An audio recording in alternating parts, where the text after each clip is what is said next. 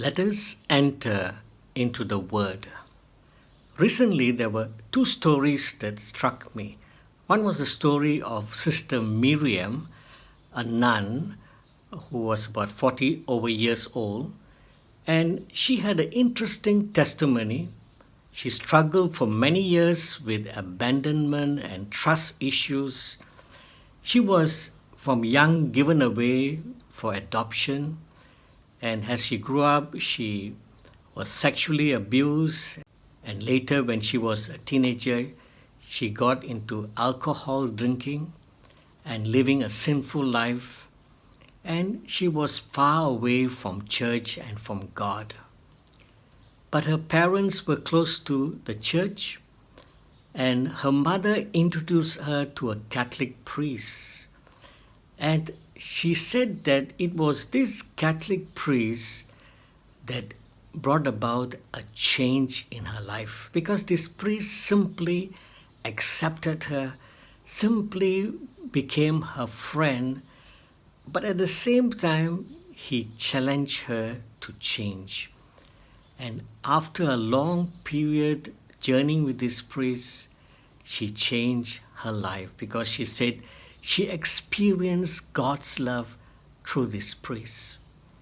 The second story is the story of Father James Martin, a Jesuit priest. Today he's quite famous in America, but also quite a controversial figure because some bishops and priests condemn him, whereas there are other bishops and cardinals that support him. And recently, Pope Francis wrote a personal letter to him, encouraging him in the work that he was doing in reaching out to gay people, transgenders, and so he was criticized basically for his involvement with these LGBTQ people. My sisters in Christ, it was very significant that Pope Francis wrote that personal note because June was Pride Month. It was a month where all over the world, in many, many cities, there were huge gatherings of gay people, transgender, lesbians, all coming out to fight for their rights. So, how do we look at these people? Today's gospel, here we see Jesus eating and drinking with sinners and tax collectors. And the Pharisees criticized him. Just like these days, when we look at these LGBTQ people, we also want to stay far away from them. Because like the Pharisees, we see that these are sinners. And if we mix with sinners, we can become contaminated. But we see in the gospel today, God's style of love. Many people demand conversion first. People must change first. They must recognize their sin first, like Father James Martin says. Yes, he says that he has not changed his position regard to how church teaches about homosexual acts are sinful. But he says that at the same time, the church tells us that we must show God's love to these people. We must not discriminate them. We must reach out to them. That many of these people are being humiliated this day, treated so badly this day, that they too have a dignity. They too are created and loved by God.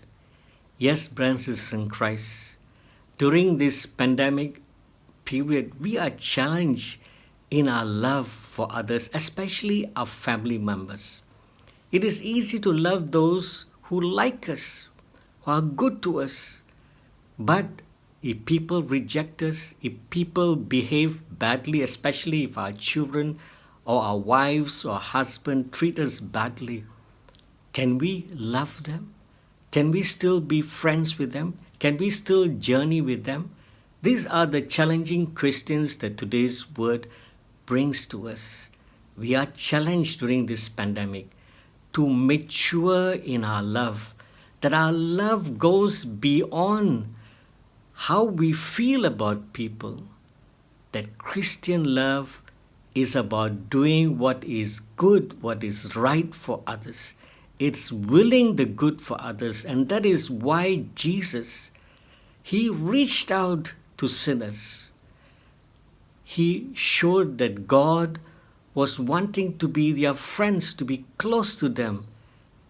And in the process, Jesus hoped that they will realize their sinfulness and their weaknesses, and they will change. So true love is being very, very patient with people. And we have to be very patient with our family members.